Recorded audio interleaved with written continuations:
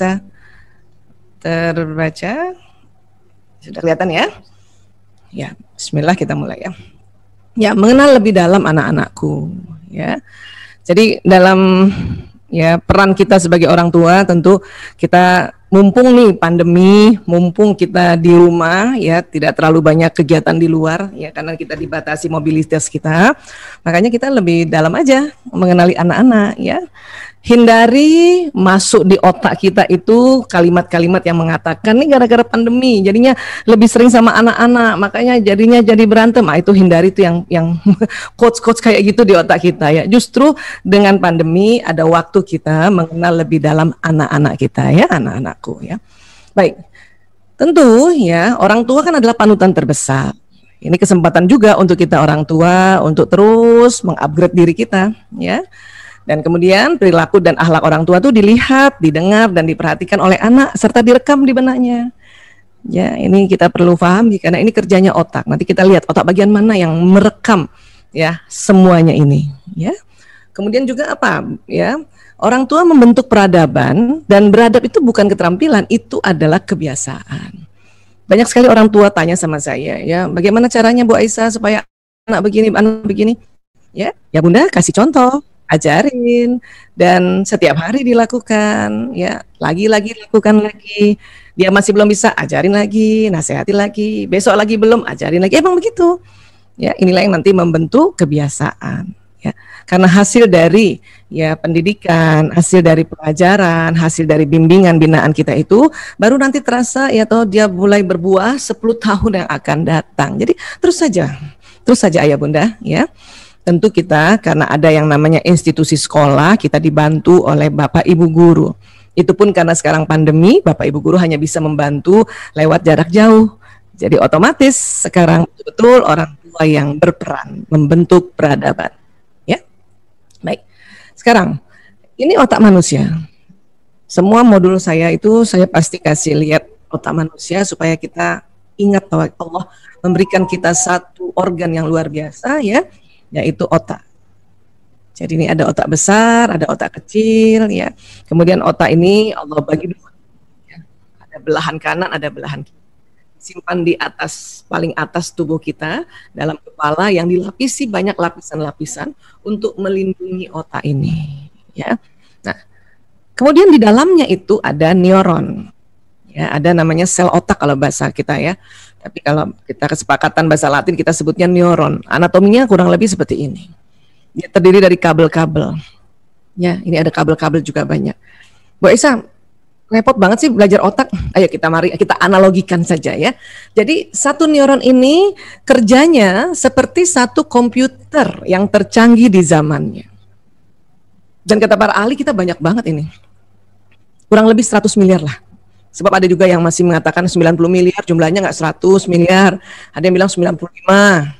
Dan ada lagi yang masih skeptis, dia bilang 80 miliar. Saya kira itu malas lagi ngitung kali. Ya. Nah, jadi bayangkan kalau kita ambil faham yang 100 miliar, berarti ada 100 miliar komputer di otak kita masing-masing. Di otak anak-anak kita, Masya Allah. Kita satu komputer kita aja atau satu laptop kita aja kita jaga baik-baik ya. Ya. Kita lap-lap, kalau dibawa supaya nggak jatuh kita bawa baik-baik gitu. Padahal di otak ini ada 100 miliar, ya. Dan ada kalimatnya, ya, seperti komputer yang tercanggih di zamannya. Untuk itu berarti otak anak-anak di zaman-zaman berikutnya itu lebih canggih memang, ya. Itulah Rasulullah SAW ya meminta kita orang tua untuk mendidik anak sesuai zamannya. Ini harus diingat baik-baik ya, sesuai zamannya. Karena otak anak itu lebih canggih dari otak kita. Ya, apalagi saya yang lahir tahun 60-an, ini otaknya udah generasi X 100 miliar juga, cuman lebih canggih anak-anak saya yang generasi milenial, generasi Z, apalagi generasi Alpha. Yang hari ini juga sedang dibimbing di Sekolah Insan Mandiri Cendekia Palembang, ya. Nah, jadi ini yang harus kita pahami.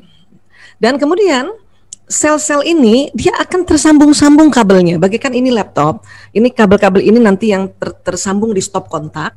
Kalau yang kabel-kabel ini yang namanya dendrit itu yang bayangin laptop, di pinggir laptop itu kan ada tempat-tempat kabel yang bisa untuk disambungkan dengan laptop lain kah atau dengan perangkat lain kah, ya, dengan sound system, dengan mic, dengan LCD dan sebagainya ya. Laptop manusia saja itu cuma berapa itu potensinya? Paling 5. Ya, kalau ada konektor-konektor paling berapa? Kita satu neuron ini bisa berpotensi tersambung 20.000 sambungan. Dan apa yang terjadi? Dia akan terjadi sambungan-sambungan kurang lebih seperti ini. Ini ada peristiwa kimia di sini dan juga ada peristiwa fisika di sini. Sini ada listriknya. Setiap orang pada saat dia melihat sesuatu maka tersambung di otaknya. Mendengarkan sesuatu maka tersambung di otaknya. Menghidu sesuatu maka tersambung di otaknya. Mengucapkan sesuatu, menyentuh sesuatu, mengecap sesuatu maka tersambung di otaknya. Para ahli meriset, mengobserve, mensurvei, wah pokoknya semuanya ya. Bayangkan dikatakan dalam 1 detik 2 juta informasi masuk di otak kita dan dia tersambung-sambung. Dia tersambung-sambung, Masya Allah. Ya. Bu Aisyah, kalau informasi itu diulang-ulang, apa yang terjadi? Sambungannya berulang. Nah, sambungan yang berulang-ulang inilah yang membuat kita nanti tambah faham. Sudah paham Bu Aisyah, saya sering banget dengar ya apa yang Bu Aisyah bilang, misalnya gitu ya, atau anak-anak mengatakan, udah sering nih, udah diceritakan sama Bapak Ibu guru ini waktu saya sejak TK, sekarang SMA diulang lagi, maka nanti akan tambah paham dan tambah sadar. Ya, kenapa? Karena terjadi pengendapan, karena terjadi sambungan-sambungan yang berulang. Ini yang ada di otak kita. Ya, begini seperti ini. Nah, kemudian, ya, ada lagi namanya istilah di antara 100 miliar neuron itu disebutnya neuron cermin. Apa itu Bu Aisyah neuron cermin? Ya.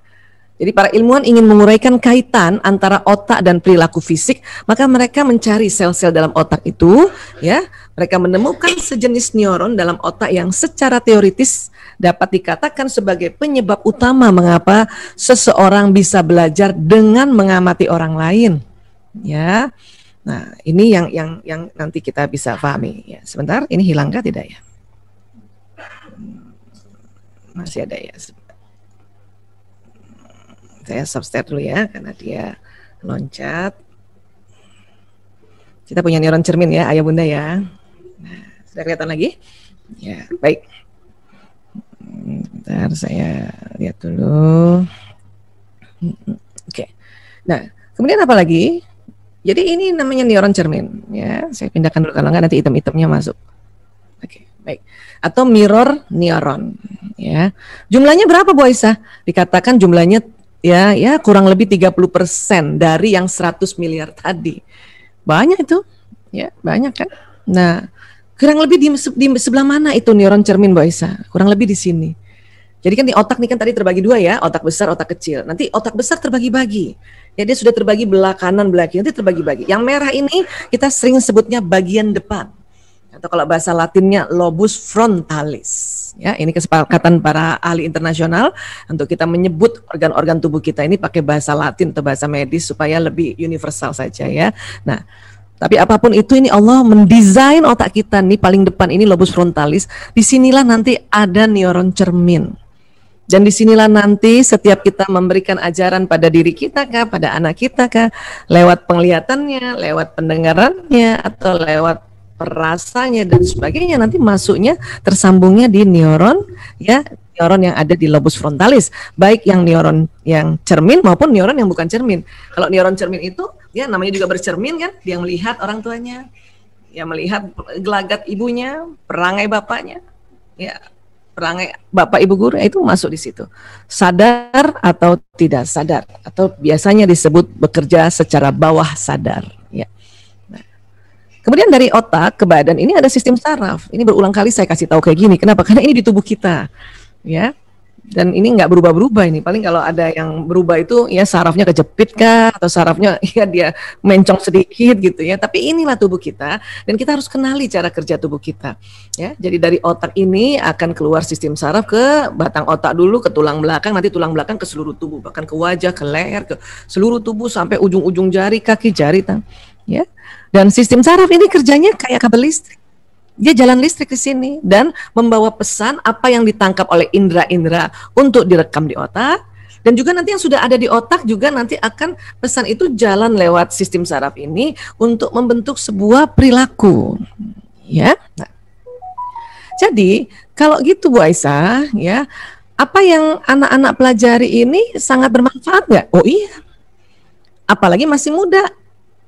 sistem sarafnya masih belum banyak tersambung dengan hal-hal yang dia pelajari. Untuk itulah kita perlu mencarikan tempat di mana waktu tersambung-sambungnya neuron ini itu tempatnya aman, nyaman ya, dan betul-betul karena kita keluarga muslim harus dimasukkan ke sekolah yang sekolah Islam supaya dari kecil sudah diajarkan hal-hal yang berkaitan dengan ad-dinul Islam.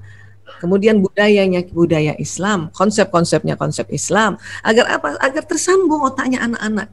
Karena masih muda nih, masih bagus banget. Itulah juga mengapa kita ini giat untuk ya mencarikan tempat sekolah yang anak-anak ini bisa baca Quran, belajar Quran, bahkan menghafal Quran, mumpung otaknya masih bersih dari sambungan-sambungan. Kalau kita ibu-ibu barangkali sudah ada sambungan macam-macam tuh, ya, sambungan gimana cara bayar listrik, bagaimana kita caranya bebenah rumah, bagaimana dan sebagainya ya. Makanya anak-anak yang masih kecil, masih muda ini sangat baik sekali ini. Ya, nah nanti kenapa? Supaya nanti isi otaknya ini ya itu akan jalan di badan. Dan ingat juga neuron cermin banyak loh, 30%. Makanya tetap ya kita sebagai contoh untuk anak-anak ya. Orang tua adalah contoh anak-anak. Kalau kita bicara orang tua bukan hanya ayah bunda saja tapi juga bapak ibu guru, orang-orang yang ada di rumah kita, ya, kakek neneknya, bude pamannya dan sebagainya, ya. Hanya memang kita tidak semua orang bisa kita minta bantuannya untuk berperangai baik ya. Malah yang paling penting adalah ayah bundanya. Lebih penting lagi bundanya. Ya ini. Baik, sekarang. Ya. Nah, jadi kalau sistem saraf ini kayak kabel listrik, ya, maka itu tadi apa yang dilihat, didengarkan, dirasakan, dikecap, dihidu, diraba itu nanti masuk. Ya, masuk ke otak dibawa oleh kabel-kabel ini. Ya. Sehingga nanti apa? Membentuk perangai, membentuk perilaku, membentuk akhlak. Itulah makanya harus diisi. Ya, harus diisi. Baik. Ya, jadi jalan nih. Termasuk juga kalau kita mau arahkan anak-anak, kita nasihati, kan kita omongin tuh, masuk di telinganya kan, ya. Nah itu jalan. Makanya hati-hati bicara. Dan bukan hanya telinga yang menangkap anak ini, matanya juga. Makanya hati-hati bersikap. Ya, misalnya azan maghrib, ibunya suruh anaknya sholat. Ini udah azan maghrib, ayo sholat. Alhamdulillah bagus itu. Di telinganya, ayo sholat. Tapi pada saat itu mata anak melihat ibunya masih pegang gadget, nggak beranjak sedikit pun dari kursinya, walaupun ibunya bilang ayo sholat. Ya, anak kan kadang-kadang nggak tahu kalau ibu tidak menginformasikan. Mungkin ibu tidak sholat karena mens, tapi anak nggak tahu kalau ibu tidak menginformasikan. Makanya harus lengkap. Ayo nak sholat nak, gitu. Ya, bunda kali ini sedang berhalangan. Nah, supaya dia lihat dan tahu. Ya. Tapi buat anak-anak yang masih muda, ibunya suruh sholat, kemudian matanya melihat ibunya masih pegang gadget, itu kadang pesan yang dari mata nanti mendelete atau menghapus pesan yang jalan di telinga. Nah ini yang bahaya. Malah kalau perlu, walaupun kita sedang berhalangan bunda, pada saat kita suruh anak sholat, simpen juga dulu gadgetnya. Ayo kita bantu anak ya, gelar sajadahnya kan, carikan sarungnya, kamu kenanya. Supaya apa? Antara pendengaran, penglihatan ya, yang ditangkap oleh anak itu sejalan. Sehingga pesan yang ada, yang jalan ke sistem saraf itu jauh lebih kuat. Ya, jauh lebih kuat. Jadi kalau saya ditanya sama ibu-ibu gimana sih membimbing anak-anak, ya sudah ini caranya, ini lewat sistem saraf. Ini namanya neuroparenting, gampang kan? Ya. Jadi hati-hati juga bicara. Karena banyak ibu-ibu ya, anak lagi main gadget gitu kan, azan nih, misalnya azan maghrib. Si ibu mungkin kesel, ngomongnya nggak lembut, nggak baik, marahin sama anak. Apa yang kata ibu-ibu sering yang diomongin sama anak-anak? Main terus. Oh udah. 3 kali disebut main terus, jalan nih main terus. Itu anak tuh susah loh, lepasin gadget itu susah, dia main tuh kan. Kalaupun dia lepas dia bingung. Lo gimana sih katanya azan maghrib, harusnya azan maghrib kemarin bilangnya kalau azan maghrib ya dilarang main. Sekarang kok hari ini suruh main terus. Bingung anak kan? Bingung dia. Makanya hati-hati dalam kita mengucapkan sesuatu dan harus konsisten. Kenapa sih nggak bilang, nak azan maghrib nak sholat yuk. Ya, HP-nya simpen dulu. Kan itu lebih enak. Nah, untuk itulah ayah bunda pada saat kita mau bicara, sebelum ngomong dikeluarin dari mulut kita, supaya sebelum tertangkap oleh anak-anak dan dilihat oleh anak-anak, tanya sama diri sendiri, saya maunya apa? Anak lagi main gadget, azan maghrib, ibu maunya apa? Oh saya maunya dia simpen HP-nya atau gadgetnya, kemudian dia pergi wudhu dan sholat, itu yang disampaikan. Nah azan maghrib nak, simpen dulu HP-nya, ayo kita wudhu, mau kita sholat maghrib. Gampang kan? Nah itu makanya sampaikan apa-apa tuh tanya sama diri sendiri. Apa yang saya mau sampaikan? Supaya jelas yang jalan ini. Sistem saraf ini enak sekali diajak kita untuk memberikan informasi. Bahaya banget ya Bu Aisyah sistem saraf ini ya. Dia dengar baik jalan, dengar buruk jalan. Iya. Tapi luar biasanya ya Allah. Saya tuh kalau belajar sistem saraf sampai detik ini tuh terkagum-kagum ya. Apa luar biasanya Bu Aisyah? Ya. Allah menciptakan waktu tunda untuk kalimat-kalimat yang negatif. Alhamdulillah Bu Aisyah. Saya kebiasaan ngomong negatif. Untung ada waktu tunda. Iya Bu. Cuman kadang kita lupa. Ya waktu tundanya berapa kali? Jalan juga. Ya. Jadi gimana waktu tundanya Bu Aisyah? Kalau kita ngomong yang baik-baik, yang positif ya istilahnya ya positif ya, maka sekali didengar, sekali diucapkan, sekali dilihat dia langsung jalan. Tapi kalau yang negatif, sekali dilihat atau sekali dengar, selalu diucapkan, dia belum langsung jalan. Dikasih tunda oleh Allah dulu. Ya, kita marah sama anak kan, main terus, satu kali, belum jalan. Tapi kalau bunda ucapkan sampai 3 kali berturut-turut, yang ketiga jalan. Dan kita kalau hal yang negatif suka ulang-ulang, main terus, main terus, main terus, nah, itu jalan ya, jalan. Kok bisa Pak Isa? Karena sistem saraf ini tahu sesuatu yang positif itu frekuensinya antara 200 Hz ke atas, baik lewat mata ditangkap, baik lewat telinga, baik lewat ucapan, bahkan penghidupan. Sesuatu yang wangi langsung jalan, wangi benar nih. Tapi kalau yang negatif, karena semua negatif itu di bawah 200 Hz, itu belum jalan 1 kali. Tapi kalau diulang 3 kali, yang ketiga jalan. Maka nanti dia terekam di otak, dan nanti akan terjadi sebuah perilaku. Ini simpelnya kayak gini. Ya. Kenapa sih kalau dikasih waktu tunda? Ya itu bersyukur kita. Karena Allah tahu kita kadang-kadang hilaf. Apalagi ibu-ibu yang lagi panik. Sedang mens pula. Cakep itu. Ya. Kita disuruh ya introspeksi diri. Misalnya terbiasa tuh marah-marah, main terus, astagfirullahaladzim. Astagfirullahaladzim. Kita istighfar tadi, astagfirullahaladzim. Maka istighfar itu mendelete tadi kalimat yang sebelum sempat jalan juga, ditahan itu untuk nggak jalan. Ya, baru kita, nah azan nak, ayo simpan dulu lah gitu. Itu memang latihan, itu harus latihan. Ya, makanya sesuatu itu harus diulang-ulang menjadi sebuah kebiasaan. Inilah peradaban. Ya. Nah, sekarang kan banyak kayak gini nih. Sejak bayi neuron cermin sudah aktif bercermin pada contoh di depannya. Bahkan jangan salahkan kalau anak-anak sekarang ya apa-apa main gadget Bu Aisyah. Apa-apa pakai digital. Ya gimana? Orang lihat kanan kirinya pakai digital. Bahkan pada saat janin masih dalam rahim ibunya juga pegang gadget kan? Karena eranya memang eranya. Bayi lahir keluar juga dokternya atau bidannya juga pakai gadget. Bahkan direkam itu kan gadget semua. Ya, neuron cermin udah kayak gini, apalagi kayak gini, ya Allah. Nah ini, walaupun ini eranya, tapi kita harus berupaya menyeimbangkan gimana caranya. Berupaya menyeimbangkan saja nggak bisa 50%. Masih kalah pada saat kegiatan kita non-gadget. Sekarang saja kita pakai kegiatan gadget. Kenapa? Karena alhamdulillah bersyukur juga. Ada baiknya dengan digital ini. Kalau enggak kita di rumah aja nggak pernah ada tausiah. Gimana? Saya ingat seperti zaman dulu tuh kaset, makanya di mana-mana ada kaset tausiah gitu. Kalau sekarang kan nggak laku lagi kaset kan, dengan mudah bahkan kita bisa berinteraksi seperti ini. Itu juga keuntungannya dari era digital. Hanya gimana caranya kalau bayi kayak gini, tolonglah ya sebisanya jauh-jauh bapaknya itu ya masuk kamar mandi bapak kalau pegang gadget. Kalau mau anaknya neuron cerminnya nggak 30%-nya itu waktu kecil dimasuki dari cermin-cermin seperti ini. Oke? Bahkan ternyata neuron cermin bukan hanya ada pada manusia, hewan golongan mamalia juga ada. Makanya untuk ya mengajari mamalia ini terutama ya yang simpanse, kera dan sebagainya, itu kasih contoh aja, dia ngikut. Itulah orangutan, simpanse atau kera yang ada di kebun binatang, dia akan ngikutin ya perangainya atau perilakunya siapa pengunjung. Ya, kalau pengunjung jalannya gandengan, dia gandengan tuh. Ya, kalau pengunjung jalannya pelukan, dia pelukan. Kenapa? Ada neuron cermin. Tentu lebih sedikit dibanding manusia. Tapi kita lihat betapa kita bisa ya ajari mereka ini. Ya. Nah. Kemudian untuk supaya kita lebih kenal dalam, sudah tahu neuron cermin, sudah tahu cara-caranya masuk semua informasi ke otak. Ya. Nah. kita lebih kenal lagi. Anak kita laki-laki apa perempuan? Ya. Walaisa dzakaru kal untha, dan laki-laki tidak sama dengan perempuan. Ali Imran ayat 36. Ini bukan satu ayat, sepenggalan ayat. Ya. Tapi ini treatmentnya sudah luar biasa nih. Kita yang anaknya laki-laki apa perempuan? Gitu.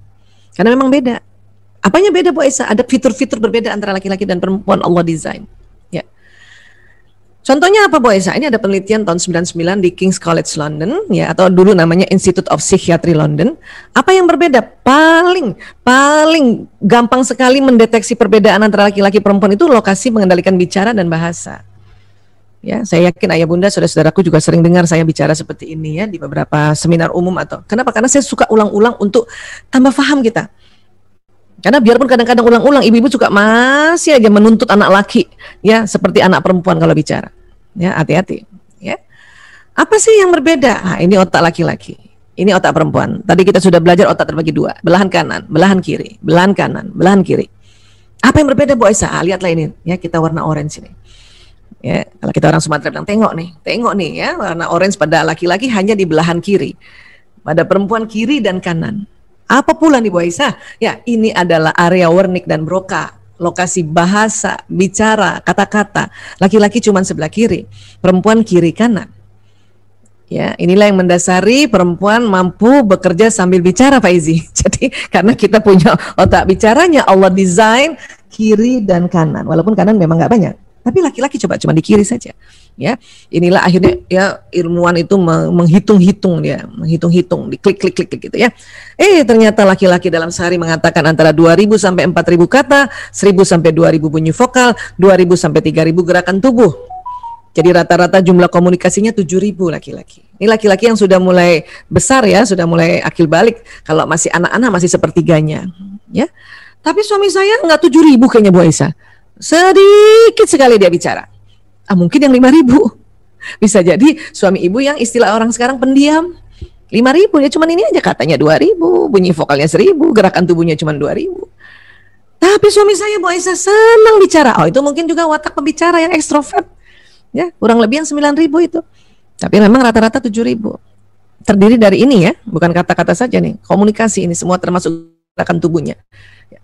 Perempuan bagaimana? Perempuan karena di otak kiri dan kanan maka didapati 6.000 sampai 8.000 kata, 2.000 sampai 3.000 bunyi vokal, 8.000 sampai 10.000 gerakan tubuh. Jadi rata-rata jumlah komunikasinya sebanyak 20.000 kata. Kan beda banget nih. 20.000 kata dengan 7.000. Saya sama Pak Izi beda nih. Walaupun siang hari Pak Izi masih bisa jadi moderator untuk bicara karena masih pagi. Ya, pagi sampai siang Pak Izi masih punya kata-kata 7.000. Saya juga, apalagi saya. Tapi nanti malam hari Pak Izi sudah diam, saya masih bicara. Karena saya 20.000. Itulah jangan heran, guru laki-laki dan guru perempuan waktu misalnya sebelum pandemi nih ya di sekolah masih bisa bicara dari pagi sampai sore. Cuman malam hari Pak Guru sudah diam, Bu Guru masih bicara. Ini karena perbedaan ini. Ya. Oke, bisa sampai sini, bisa sepakat dulu ya. Ini perbedaan yang luar biasa. Makanya anak kita juga gitu. Yang laki atau yang perempuan nih anak kita. Ya, tapi memang kalau masih kecil ya kita masih bisa mendengarkan ocehannya anak laki-laki karena dia masih di rumah, sehingga 7.000-nya ini masih di rumah. Coba nanti kalau sudah masuk ya, masuk sekolah yang sekolahnya full day dari pagi sampai sore, udah kuliah dari pagi sampai sore, pulang malam sampai jam 9, anak perempuan sampai di rumah jam 9 dibandingkan anak laki-laki sampai di rumah jam 9. Ya, anak perempuan mungkin masih bisa Assalamualaikum Bunda, masih bisa teriak gitu. Coba anak laki gimana? Kum, Assalamualaikumnya aja nggak lengkap, Kum. Ya. Nanti kita tanyakan sama anak perempuan, ya, misalnya ya, saya punya anak perempuan kan Ragil, Ragil udah datang, gimana sayang tadi kuliah apa, misalnya gitu ya. Dia akan cerita tuh, masih ada sisa-sisa soalnya 20.000 banyak. Apalagi yang wataknya ekstrovert, ya. Cerita ibu-ibu tadi dosen aku, ya Allah ibu, dosen anatomi itu galak banget, bapak ceritalah. Coba anak laki, Kakung, tadi kuliah gimana? Ya gitu deh. Biasa aja, B aja. Nah itu kita harus paham, dia anak laki. Nggak usah tuntut dia untuk, ayo dong cerita sama Bunda. Kamu gimana sih? Bunda kan pengen tahu gimana kamu ada di sekolah, bagaimana kamu kuliah. Ayo dong cerita sama Bunda. Bu, anak laki udah habis kata-katanya. Nanti itu yang bikin dia anak laki-laki kesal, makanya nanti dia ngamuk, dia berontak. Kenapa? Ini nggak bisa dipaksa. Biarin aja dia istirahat. Ya.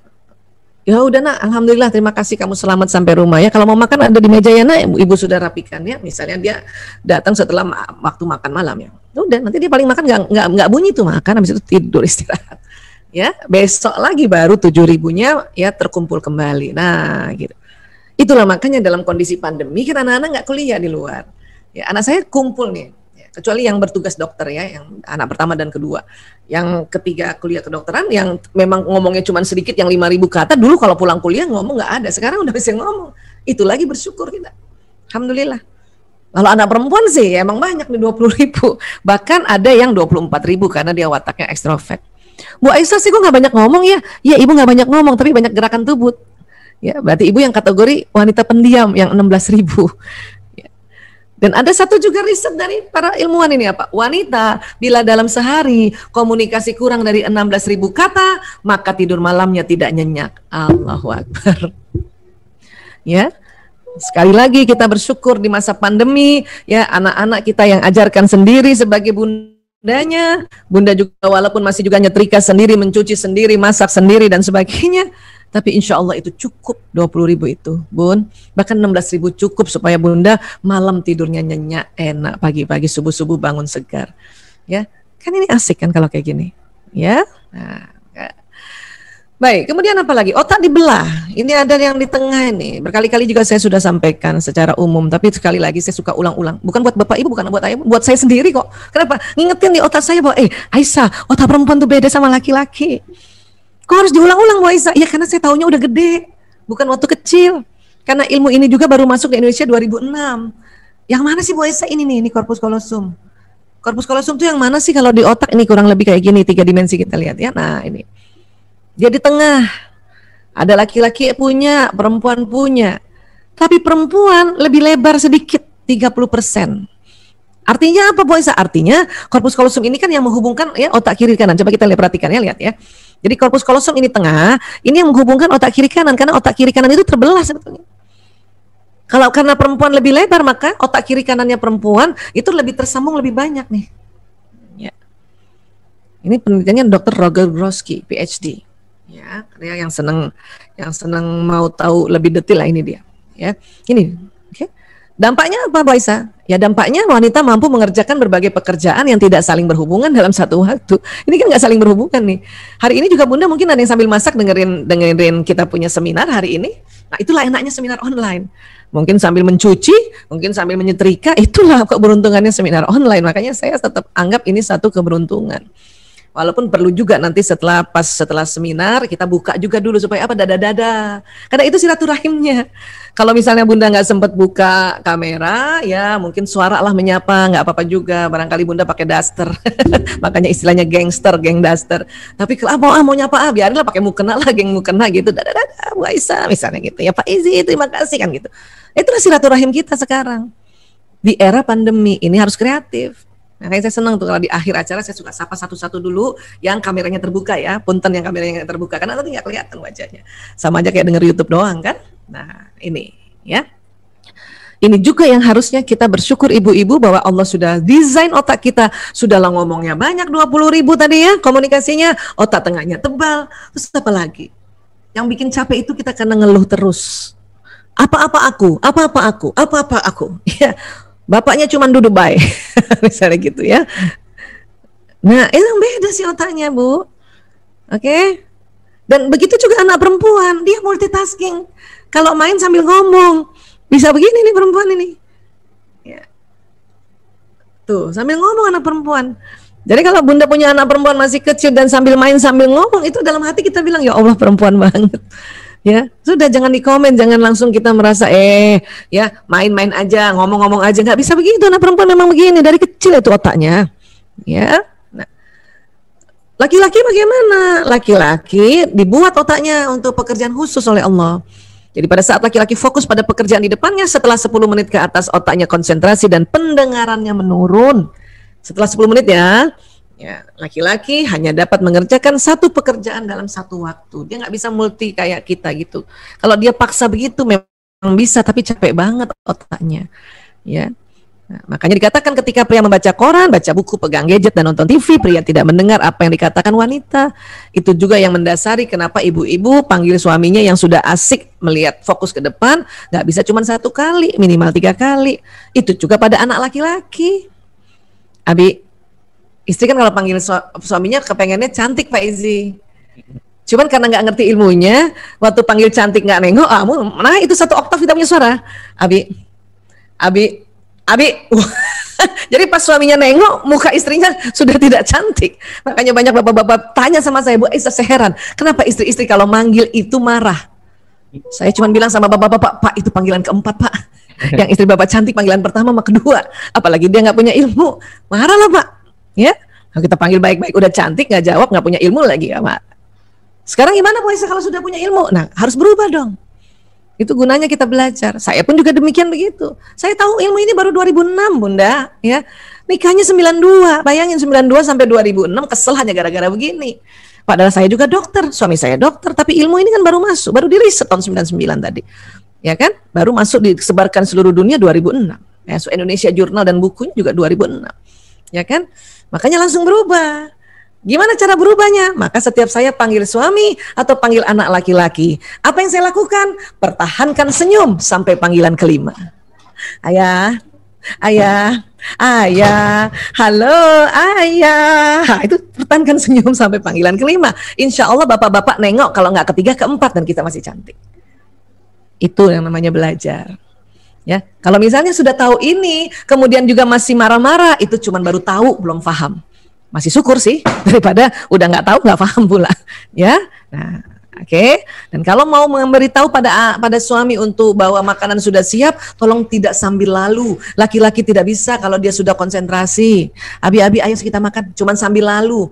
Punten, maaf sekali. Ya, bukan sengaja dia tidak mau dengar. Memang sedang konsentrasi, pendengarannya menurun. Oke. Begitu juga anak laki-laki. Karena anak laki-laki yang paling sering dimarahin oleh bundanya. Kenapa? Karena kita menganggap harusnya dia sama dong dengan aku. Aku aja kalau bapaknya ngasih tahu sekilas aja langsung dengar. Kita maunya begitu. Padahal otaknya beda. Panggillah anak yang sedang seperti ini. Dia nggak jawab, bundanya marah. Ditarik itu punya gadgetnya dia. Diambil gadgetnya. Anak tuh bingung loh. Bunda kenapa gadget aku diambil? Habis kamu dipanggil nggak jawab. Terus dia nanya, kapan manggilnya? Ada dia nggak tahu kan, malah nggak dengar, orang lagi fokus. Ya, ini yang suka merusak fokus anak-anak nih kalau kita begitu. Oke. Terus apalagi Bu Aisyah, ini yang buat anak-anak laki-laki itu marah sama kita, walaupun dia nggak bisa ungkapkan, kenapa? Karena masih kecil. Apa yang bahaya? Pas nanti SMP SMA, bahaya banget. Saya tahun 98 ini ngurus narkoba. Ya, saya juga tadi Pak Izi sampaikan, saya memang ngurus slankers Pak, yang apalagi slankers yang mabok, itu memang saya urus. Semuanya itu begitu, kenapa? Itu tadi pola asuh yang orang tua tidak mengenal lebih dalam anaknya, sehingga apapun yang terjadi dimarahin, apalagi anak laki. Makanya hampir semua penyimpangan pada anak laki-laki. Ya, kenapa terzolimi oleh ibunya sendiri? Karena kita nggak tahu otaknya. Ya, makanya perlu belajar. Oke? Baik, kemudian mata aja juga beda. Perempuan kalau ngeliat ke depan, Bunda, kita kiri kanan bisa lihat. Laki-laki nggak bisa. Laki-laki kalau lihat ke depan, betul-betul lihat ke depan, kiri kanan dia nggak lihat. Kok bisa begini Bu Aisyah? Ini karena retina mata yang Allah buat, sel kerucutnya pada perempuan lebih banyak. Sehingga perempuan kalau lihat ke depan, kanan kiri bisa ngelihat. Ini saya lihat ke depan aja masih bisa lihat Mbak Nining di samping saya, padahal jauh banget ya. Masih bisa lihat lemari yang ada di kanan saya, padahal mata saya ke depan. Laki-laki nggak bisa begitu. Cuman laki-laki punya kemampuan melihat ke depan lebih panjang daripada perempuan. Ya, ini pembagian tugas memang perempuan ini, ibu-ibu ini jago untuk kerja dalam rumah. Bapak-bapak ini jago kerja di luar rumah memang. Untuk apa? Untuk berburu, mata berburu dia, berburu nafkah. Sekarang kan apa yang berburu Bu Aisyah? Udah nggak di hutan, ya tapi kan berburu gedung, berburu rumah. Kan sekarang berburu nafkahnya kan dari gedung ke gedung, dari office ke office, dari rumah ke kantor. Nah, waktu berburu itu kan tetap berburu dia. Dengan apa ya? Dengan kendaraan dia cari mana gedungnya itu. Makanya anak bapak-bapak itu dari jauh gedung udah kelihatan tuh. Suami saya aja gitu tuh. Ah itu dia tuh gedungnya udah kelihatan. Masih jauh loh. Saya yang matanya nggak lurus ke depan itu bingung. Mana sih? Mana sih kata suami saya, itu masa gitu aja nggak kelihatan, mana sih? Nah itu gara-gara itu bisa berantem loh. Dan kita tersinggung karena dibilangin apa, masa gitu aja nggak kelihatan, mana sih? Memang mata kita nggak bisa panjang Bunda, cuman lebar mata kita.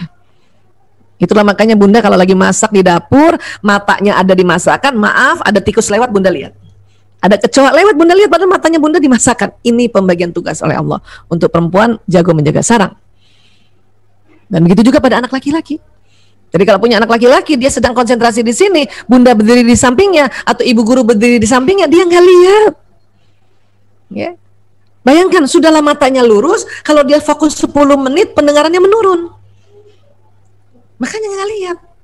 Banyak ibu-ibu marah sama anak lakinya. Kamu nih, bunda ada di samping nggak kelihatan. Kamu nggak lihat. Emang nggak lihat. Bukan sengaja nggak dilihat, emang nggak lihat. Jangankan anak laki, bapaknya juga begitu. Istrinya ada di samping, bapaknya nggak lihat. Ya kan? Istri-istri jadi baper. Saya tuh pernah baper begitu. Saya berdiri di samping suami saya atau duduk di samping, tapi nggak ngomong-ngomong, diem, tiba-tiba duduk. Ya, suami saya nggak dengar, lagi fokus. Terus saya marah. Tuh kan, saya ada di samping kamu, kamu nggak tahu. Emang dia nggak tahu. Jadi tolong bunda nggak usah marah soal kayak gini, buang energi tahu. Ya, mending kita ngerti. Oh iya ya, dia laki-laki banget. Kenapa? Aku duduk di sampingnya, dia nggak lihat. Mending bunda ke depannya, tarang gitu, kelihatan deh, ya. ini Allah yang buat, yang desain. Ilmuwan kan cuman mensurvei, mengobservasi, meriset. Oh kayak gini gitu. Makanya hati-hati nih, kita anaknya laki apa perempuan. Ini penting untuk dalam mendalami siapa anak kita nih. Oke? Nah itulah makanya ibu-ibu atau perempuan kalau cari barang kan gampang kan. Coba laki-laki. Bun, telur mana bun? Di kulkas nak. Nggak ada bun, ada nak. Nggak ada bun, ada nak. Itu dia orang matanya lurus dari telur, orang telurnya ada di samping. Nanti bundanya langsung, ini apa? Makanya cari pakai mata. Itu kalimat yang paling nggak disuka laki-laki. Suruh cari pakai mata. Kenapa? Karena laki-laki sudah cari pakai mata. Cuman dia sendiri pun nggak tahu kalau matanya lurus. Pak Izi, Afwan, maaf. Pak Izi tahu matanya Pak Izi lurus kapan? Akhir-akhir ini aja barangkali. Itu pun karena dengar seminar kan, Pak? Bener semua. Dulu nggak tahu kan kalau bapak matanya lurus. Makanya bapak-bapak cari kunci juga bingung. Kunci mana kunci mau kunci mau padahal di sampingnya. Itulah juga tugasnya istri. Ini loh Abi, udah senyum aja. Nggak usah ada kalimat, makanya cari pakai mata. Senyum aja, inilah Abi. Dalam hati aja, ya Allah mata laki-laki banget. Itu jauh lebih baik. Ya. Karena banyak di antara kita tuh keselnya gara-gara itu. Makanya dan laki-laki nggak suka dibilangin gitu. Terus terang. Kalimat makanya itu nggak suka. Ya. Itu nanti dia nggak betah di rumah, hati-hati. Oke. Sekarang, ya tadi kita sudah belajar lobus frontalis untuk merekam apa yang diajarkan. Bahkan juga di sini ada neuron cermin. Kita sudah tahu juga sistem di dalam otaknya laki-laki perempuan. Walaupun itu belum lagi semuanya ya. Kita yang penting-penting saja saya pilihkan dengan waktu yang singkat ini. Kita tahu ini korpus kolosumnya perempuan lebih tebal daripada ya laki-laki. Kita tahu otak bicaranya ada di lobus frontalis kiri pada laki-laki, perempuan kiri dan kanan.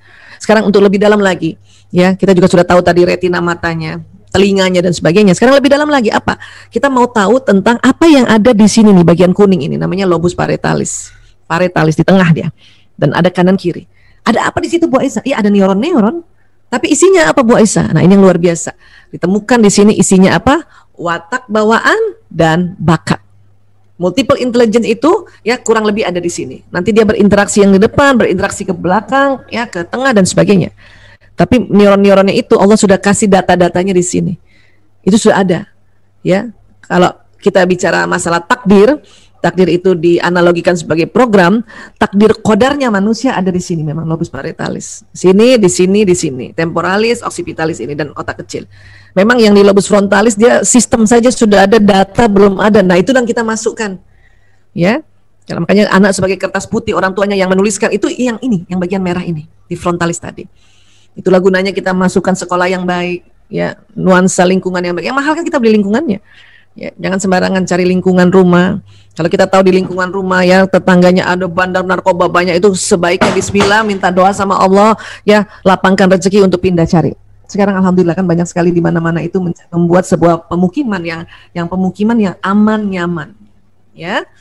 Nah, tapi kalau misalnya belum ada uang Bu Aisyah pindah, ya Allah susah banget Bu Aisyah, udah doa kenceng itu supaya ya lingkungan tidak mewarnai di lobus frontalis anak-anak yang terlalu banyak, ya.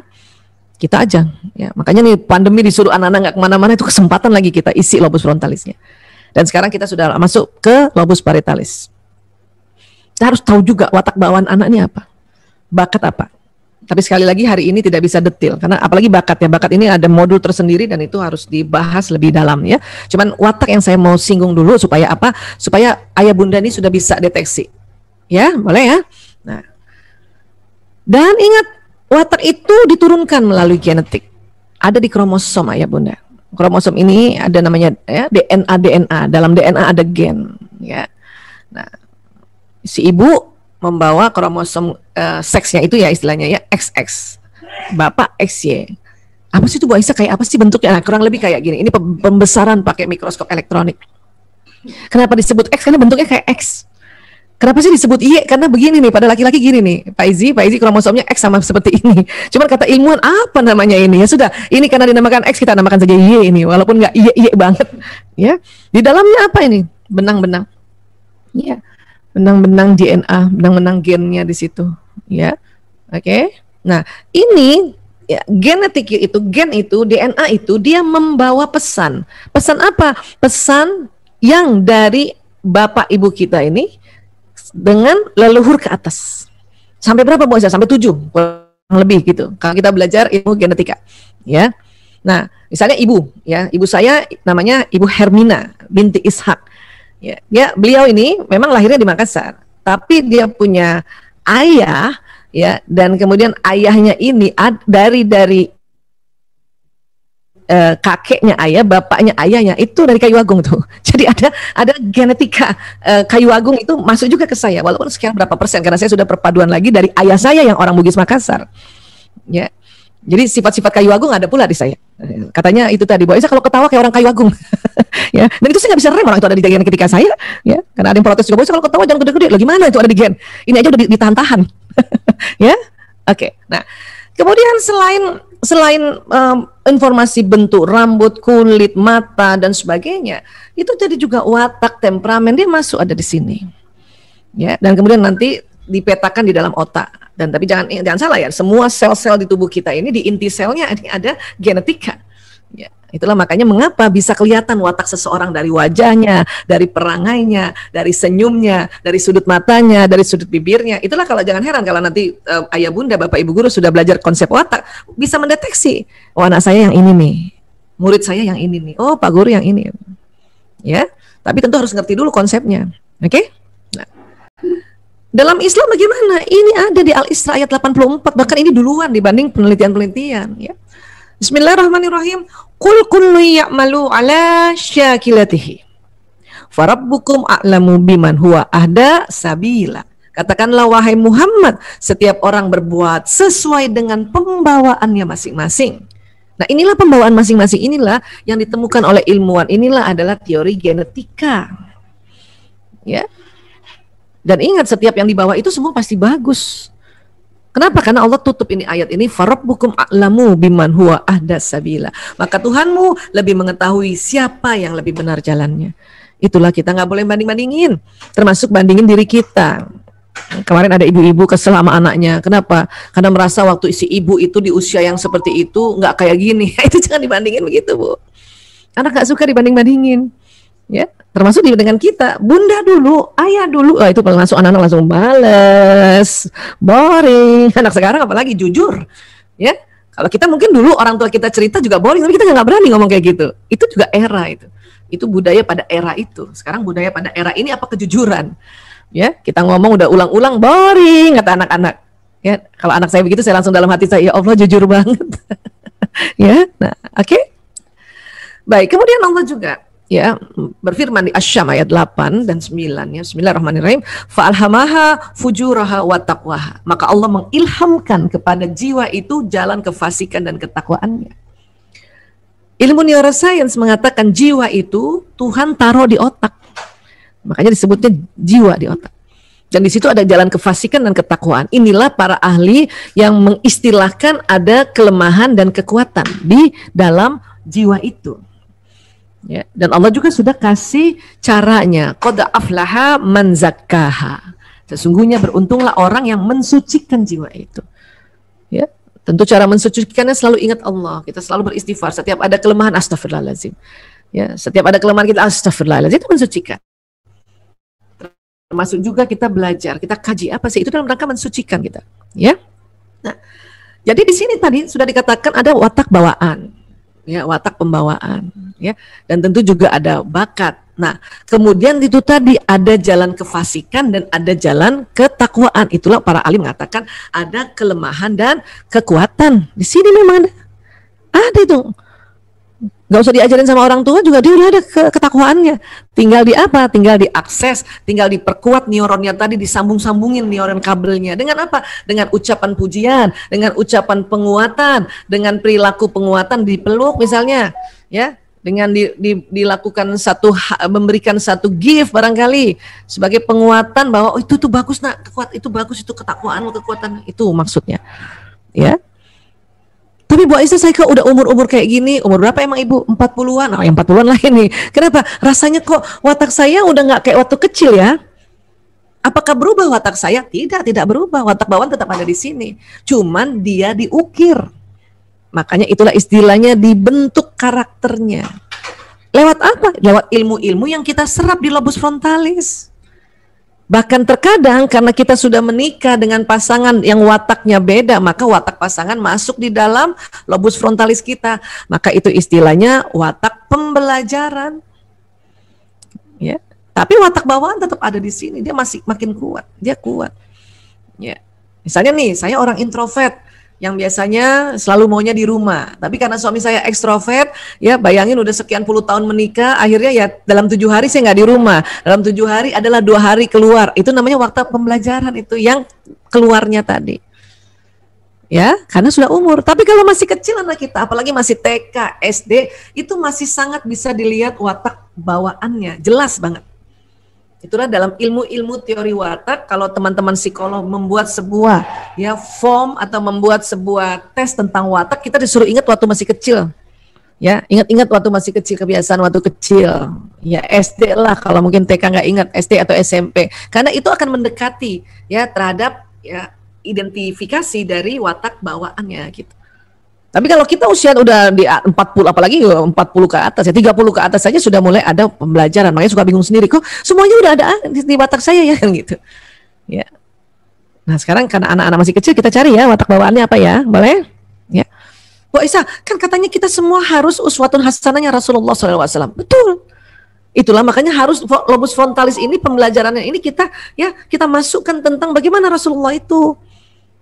Makanya sejak anak-anak kita ceritakan kisah Rasulullah, mulai dari sebelum lahir barangkali, ya, mulai dari Adam alaihissalam, terus itu masukkan di situ supaya ya di lobus frontalisnya neuron mirrornya itu ya juga bercermin kepada Rasulullah, bercermin kepada para nabi, bercermin pada para rasul, ya.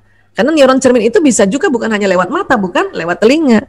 Apalagi sekarang ada buku-buku kisah sirah yang dibuat oleh saya, salut banget sama ya orang-orang yang buat dan juga penerbit buku, bikin berwarna, kemudian ada ilustrasinya, masya Allah, kan bisa lihat lewat mata, dan ini neuron cermin yang bisa terisi. Itulah juga nanti yang bisa membentuk karakter watak. Watak sama karakter beda ya. Watak bahan dasarnya, karakter itu bentukannya. Kita masukkan sekolah Islam supaya anak ini berkarakter ya muslimah ya. Nah itu namanya mengukir. Tapi kita harus tahu dulu wataknya apa ini anak, bahkan bakatnya apa. Sekali lagi mohon izin, mohon maaf, bakat kita tidak bahas hari ini karena nggak cukup waktunya ya, karena ini banyak banget soalnya. Ya.